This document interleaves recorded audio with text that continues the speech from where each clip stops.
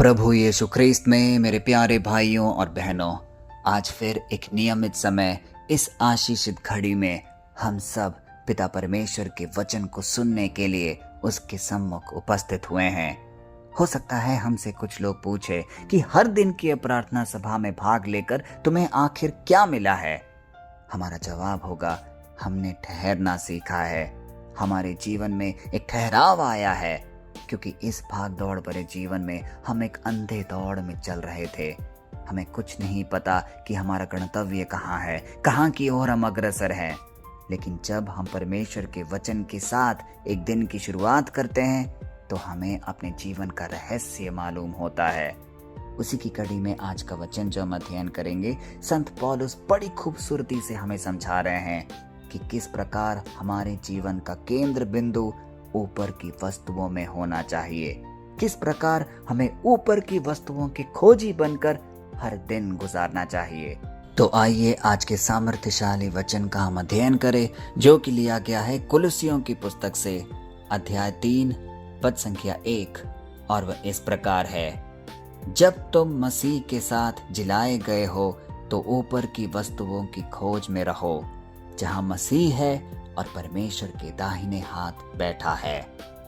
कितना आशीषित है ये वचन। आइए इसे दोबारा पढ़ें। जब तुम मसीह के साथ जिलाए गए हो तो ऊपर की वस्तुओं की खोज में रहो।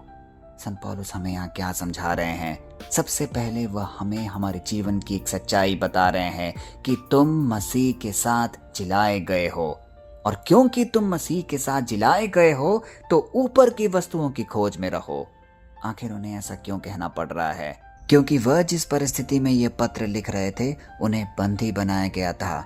उन पे अनेक प्रकार की प्रताड़नाएं दी जा रही थी। लोग एक प्रकार से इस संसार की चीजों में उलझे हुए थे। धन, समृद्धि, ऐशो आराम, यश, इन सब के पीछे भाग रहे थे। उसी की कड़ी में पौलुस उन्हें एक आईना दिखा रहे हैं और कह रहे हैं, तुम जिस दौड़ में लग रहे हो वो गलत है, वो गलत दिशा में चल रही है। तुम्हें स्वर्गिक वस्तुओं की खोज में लगे रहना है, जिससे तुम मसीह और परमेश्वर के साथ उनके दाहिने हाथ बैठ पाओ। प्यारे भाइयों और बहनों, इस वचन की गहराई तब हम समझ पाते हैं जब हम अपने आज के जीवन का आकलन करते हैं।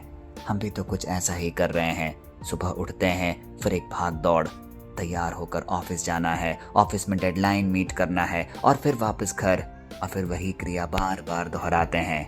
कहीं ना कहीं हम इस जीवन के लक्ष्य में इतने उलझे हुए हैं कि हम स्वर्ग की खोज करना भूल जा रहे हैं। हमें से कई लोग रात को प्रार्थनाएं करने में असमर्थ होते हैं। क्यों? क्योंकि हम थके हैं, टाइम नहीं है। लेकिन आज का वचन हमें इस बात से अवगत करा रहा है कि जीवन में सबसे महत्वपूर्ण काम है स्वर्गिक चीजों की खोज में लगे रहना। और वह हमें कैसे प्राप्त होगा? बाइबल पढ़कर, परमेश्वर के वचन के साथ एक जुड़ाव महसूस कर कर, तभी हम सच्चे ख्रिस्तीय कहलाएंगे। आज का वचन हमें साफ तौर से यह बता रहा है कि चाहे हम इस दुनिया में कुछ भी हम हासिल कर ले, चाहे वो मकान हो, धन हो, दौलत हो, ऐशो आराम हो, समृद्धि हो, लेकिन वह सब शून्य है यदि हम अपने अध्यात्म में परमेश्वर का एहसास नहीं कर पाते, यदि हम परमेश्वर के दिखाए हुए वचन और मार्ग पर नहीं चल पाते।